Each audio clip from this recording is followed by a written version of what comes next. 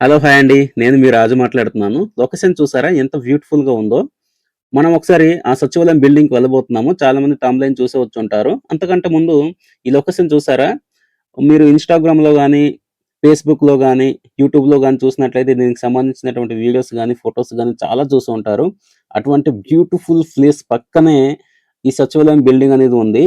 So, అది పాతబడిపోయినటువంటి సచివాలయం building అనమాట. దాన్ని వైఎస్ఆర్‌సీపీ గవర్నమెంట్ ఉన్నప్పుడు కన్‌స్ట్రక్షన్ చేసి మధ్యలోనే దాన్ని స్టాప్ చేయడం జరిగిందనమాట.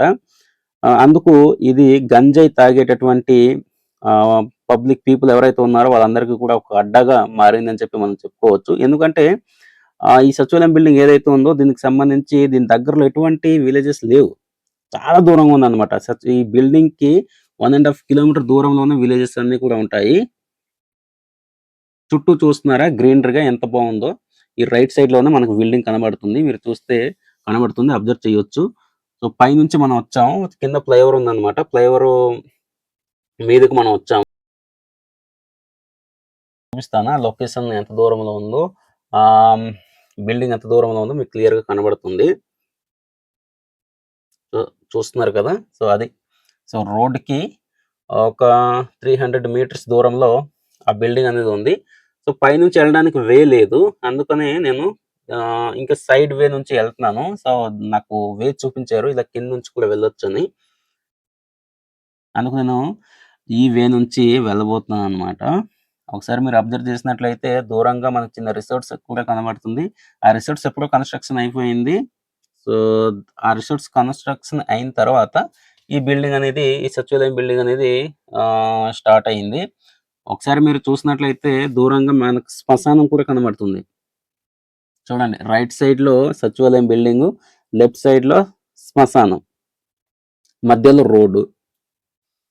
ఒక్క సచివాలయం బిల్డింగ్‌లోనే కాకుండా, ఈ దగ్గరలో ఉన్నటువంటి అన్ని ఏరియాస్‌లో కూడా అంటే ఈ గడ్డ, వాగు, దాని తర్వాత గట్లు, తర్వాత శ్మశానం ఈ రకరకాలైనటువంటి డిఫరెంట్ ప్లేసెస్ ఉన్నాయి గదా! ఈ ప్లేసెస్‌లో అన్నిట్లో కూడా వాళ్ళ యొక్క గంజాయిని స్టోరేజ్ చేయడం గానీ, ఉపయోగించడం గానీ, ఇలాంటి యాక్టివిటీస్ చేస్తూ ఉంటారనమాట. పక్కనే శ్మశానం ఉంది. ఈ శ్మశానంలో రావడం అంటేనే మనకు భయమేస్తది నైట్ టైమ్‌లో. అలాంటిది గంజాయి తాగేటటువంటి వ్యక్తులు ఎవరైతే ఉన్నారో వాళ్ళంతా కూడా మత్తులో ఉంటారు కాబట్టి అటువంటి భయాలు అలాంటివి ఏమి ఉండదనమాట వాళ్ళకి. సేవించడానికి మాత్రమే ఈ ప్లేసెస్‌కి వస్తూ ఉంటారు. సో, చుట్టుపక్కల ఉన్నటువంటి విలేజర్స్ ఎవరైతే ఉన్నారో వాళ్ళందరికీ కూడా తెలుసు ఈ ఏరియాలో ఇలా జరుగుతుందని చెప్పి. కానీ రెగ్యులేట్ చేయట్లేదు. రెగ్యులేట్ చేయాలి. రెగ్యులేట్ చేయకపోతే ఏమవుతుందంటే మరికొంతమంది ఆ అలవాటుకి బానిస అయిపోయేటటువంటి ప్రమాదం ఉంది కాబట్టి ఖచ్చితంగా మనం దీన్ని సోషల్ అవేర్‌నెస్‌గా అందరికీ తెలియజేయాలి. అవేర్‌నెస్ కల్పించాలి. ఒక్క సచివాలయం బిల్డింగ్‌లోనే కాకుండా రిమైనింగ్ ఏరియాస్‌లో కూడా. చూడండి ఇది గడ్డ అన్నమాట. గడ్డలో చాలా ఫీల్డ్స్ ఉన్నాయి, పొలాలున్నాయి. అలాగే తుప్పలు, గట్లు చాలా రకాలైనటువంటి ప్లేసెస్ ఉన్నాయి. వీటన్నిటిని కూడా వాళ్ళు గంజాయి తాగడానికి ఉపయోగించుకుంటున్నారనమాట. సో, అంత ఈజీ కాదు. డే టైమ్‌లో మనం వచ్చాం కాబట్టి మీకంత ఈజీగా అనిపించొచ్చు కానీ, నైట్ టైమ్‌లో అయితే మనం అస్సలు స్టే చేయలేమనమాట. సాయంత్రం 7 దాటిన తర్వాత ఈ ఏరియాలోకి రావడం అంటేనే భయమేస్తుంది. మా ఫీల్డ్స్ కూడా, మా పొలాలు కూడా దీనికి దగ్గరలోనే ఉన్నాయి. కానీ మేము దానికి సంబంధించినటువంటి పనులు ఏవైతే ఉన్నాయో అగ్రికల్చర్‌కి సంబంధించింది మేము త్వరగానే ఫినిష్ చేసి వెళ్ళిపోవడం ఉంటుందనమాట. ఒకసారి మీరు చూసినట్లయితే మళ్ళీ మనం సచివాలయం బిల్డింగ్ వైపు వెళ్తున్నాము. చూస్తున్నారు గదా! చుట్టుపక్కల చూసినా మనకి టోటల్ గ్రీనరీగా కనబడుతుంది. ఎటువంటి విలేజెస్ అలాంటివి ఏం మనకు కనబడట్లేదు. సో, ఇదే వే అన్నమాట. సో, ఇంత దూరంలో సచివాలయం బిల్డింగ్‌ని ఎందుకు కన్‌స్ట్రక్షన్ చేశారో తెలీదు. సో, గవర్నమెంట్ కూడా మనీని అంత వేస్ట్ చేస్తుందని చెప్పి మనం అనుకోవచ్చు. ఎందుకంటే సచివాలయం బిల్డింగ్స్ అంతా కూడా స్టేట్‌లో అన్ని పంచాయతీస్‌లో మనకు స్టార్ట్ అయింది. కానీ కొన్ని పంచాయతీస్‌లో మాత్రమే దానికి సంబంధించిన వర్క్స్ అనేవి జరుగుతున్నాయి. రిమైనింగ్ అంతా కూడా పాత బిల్డింగ్‌లోనే జరుగుతుంది. కానీ కొత్తగా కన్‌స్ట్రక్షన్ చేసినటువంటి బిల్డింగ్స్ ఏవైతే ఉన్నాయో, ఆ బిల్డింగ్స్‌లో చాలా చోట్ల దానికి సంబంధించిన వర్క్ అనేది ఫినిష్ అవ్వక చాలా నిధులనేవి వేస్ట్ అయిపోయిందని చెప్పి మనం భావించుకోవచ్చు. చూడండి ఇది ఫస్ట్ ఫ్లోర్ వరకు కన్‌స్ట్రక్షన్ చేశారు. ఫస్ట్ ఫ్లోర్ వరకు చేశారు. దానికి సంబంధించినటువంటి మెటీరియల్స్ అంతా కూడా తీసుకొచ్చారు. కానీ దీన్ని ఫినిష్ చేయడంలో వాళ్ళు డిలే చేశారు. అందుకు ఇది గంజాయి తాగేటటువంటి పర్సన్స్ ఎవరైతే ఉన్నారో వాళ్ళందరికీ కూడా అడ్డాగా మారిందని చెప్పి మనం అనుకోవచ్చు. ఒకసారి మీరు చూసినట్లయితే మళ్ళీ మీకు బయట నుంచి టోటల్‌గా చూపిస్తున్నాను. నేను లోపలికి వెళ్ళబోతున్నాననమాట ఇప్పుడు. సో, ఈ బిల్డింగ్‌ని కట్టడానికి దాదాపుగా ఒక 15,00,000 వరకు ఇప్పటి వరకు ఖర్చయి ఉంటుంది. కానీ దీనివల్ల ఎవరికైనా ఉపయోగం ఉందా అంటే ఎవరికీ లేదు. ఎందుకు కట్టారో, ఎందుకు విడిచిపెట్టేసారో తెలీదు. అదో 10,00,000 15,00,000 ఎవరో పూర్ పీపుల్‌కి ఇచ్చుంటే వాళ్ళకి ఉపయోగపడేదని చెప్పి నేను అనుకుంటున్నాను. ఒకసారి మనం లోపలికెళ్ళి చూద్దాం. లోపలికెళ్ళి చూసినట్లయితే దీనికి సంబంధించినటువంటి విజువల్స్ అనేవి ఎలా ఉన్నాయో మీరు చూడొచ్చు. సో, ఇవంతా మీకెందుకు చెప్తున్నానంటే ఒకటి గవర్నమెంటు ఈ కన్‌స్ట్రక్షన్ చేసి మనీ వేస్ట్ చేసింది. 2 లోకల్‌లో ఉండేటటువంటి కొన్ని అసాంఘిక కార్యకలాపాలు చేస్తుంటారు గదా! గంజాయి తాగడము, లేకపోతే ఇంకేదో ఏదో మీరు ఊహించుకోవచ్చు. అటువంటి వాళ్ళకిది అడ్డాగా మారిందని చెప్పి నేను చెప్పడానికి వీడియోనైతే నేను చేయడం జరిగింది. ఒకసారి మనం లోపల చూసినట్లయితే చూడండి ఎంత డస్ట్‌గా ఉందో. అంతా కూడా చండాలంగా చేసేసారనమాట. మందు తాగడము, దాని తర్వాత ఇంకేదో యాక్టివిటీ చేయడం. దానివల్ల అంతా కూడా కిందంతా కూడా చాలా డస్ట్‌గా ఉంది. చూస్తున్నారు కదా! దీని యొక్క విజువల్స్. ఎటు చూసినా మనకి చాలా బ్యూటిఫుల్‌గా ఉంది. ఒక్క ఈ బిల్డింగ్ తప్ప. సో, మనం ఇప్పుడైతే పైకి వెళ్ళబోతున్నాం.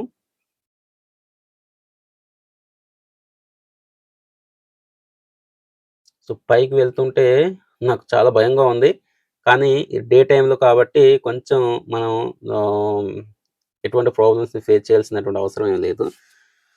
ఒకసారి మనం లోపలికి చూసినట్లయితే చిన్న రూమ్స్ అన్నీ కూడా కన్‌స్ట్రక్షన్ చేసి ఉంది. చూసారు గదా! ఇదొక రూమ్ అన్నమాట.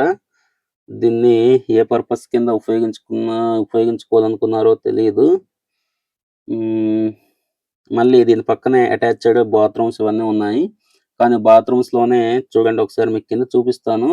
మా కెమెరామెన్ దీనికి గంజాయికి సంబంధించినటువంటి ఆనవాళ్ళు అయ్యి ఉంటదని చెప్పి చెప్పడం జరిగింది. ఇవంతా కూడా డ్రైగా అయిపోయిందనమాట. సో, ఏదో ఆకులకు సంబంధించింది అవి డ్రైగా అయిపోయి ఉంది. దాని పక్కనే మందు బాటిల్స్ అంతా కూడా మీకు కనబడుతుంది చూడొచ్చు మీరు. దీని తర్వాత ఇంకొక రూమ్ ఉంది.